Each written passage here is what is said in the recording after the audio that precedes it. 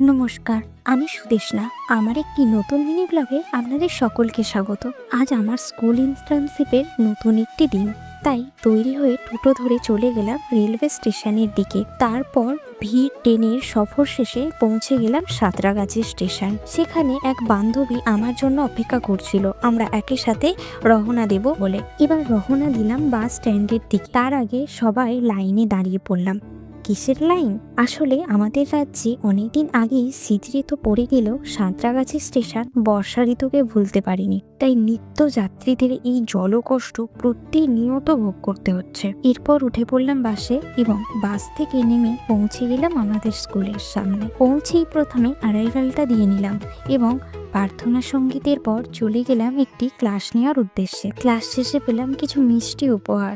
জীবনে অনেক ফুলের উপহার পেয়েছি, কিন্তু এই উপহারটি পাওয়ার পর এক আলাদাই ভালো লাগা ছড়িয়ে উঠল মন জুড়ে। দেখতে দেখতে বিদ্যালয়ের টিফিন টাইম চলে এলো। সামান্য কিছু খেয়ে চলে এলাম স্থানীয় একটি চায়ের দোকানে। এই সাদা মাথা চায়ের দোকানের চা করার পদ্ধতিটা বেশ অন্যরকম, সেটাই সামান্য ভিডিওর মাধ্যমে তুলে ধরার চেষ্টা করছি। প্রথমেই এইরকম একটি হাঁড়িতে গরম জল রেডি করতে দেওয়া হয়।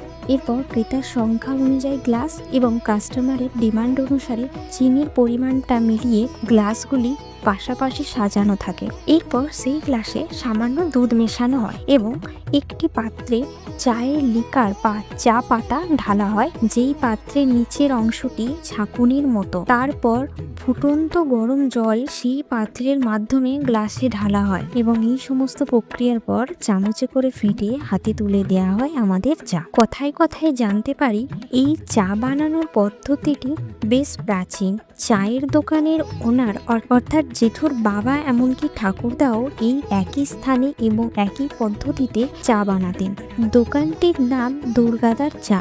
আর এই সোজা রাস্তাটি চলে গিয়েছে মন্দিরতলার দিকে। তারপর স্কুলে ফিরে এসে দেখি তখনও টিফিন টাইম শেষ হয়নি। তাহলে চলুন এই বিদ্যালয়ের টিফিন টাইমের একটি বৈশিষ্ট্য আপনাদের সাথে তুলে ধরি। যদি আপনাদের ছোটবেলার কিছু স্মৃতি মনে পড়ে, শিশুদের ছুটি না হওয়া পর্যন্ত বিদ্যালয়ের গেট খোলার নিয়ম নেই, কিন্তু তারা ফুচকা আলু কাবলি যদি নাই খায় তাহলে কিসের স্কুল জীবন। তাই গেটের পাশে এই ছোট ছোট ফাঁক দিয়ে নিজেদের খুশি খুঁজে নিচ্ছে এই ফুলের মতন শিশু জীবন। আপনাদের সাথেও কি এমন ঘটনা ঘটতো?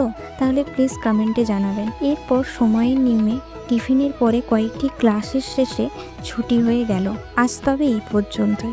দেখা হচ্ছে আরও একটি নতুন কোনো ভিডিওর মাধ্যমে। সকলে ভালো থাকবেন। ধন্যবাদ।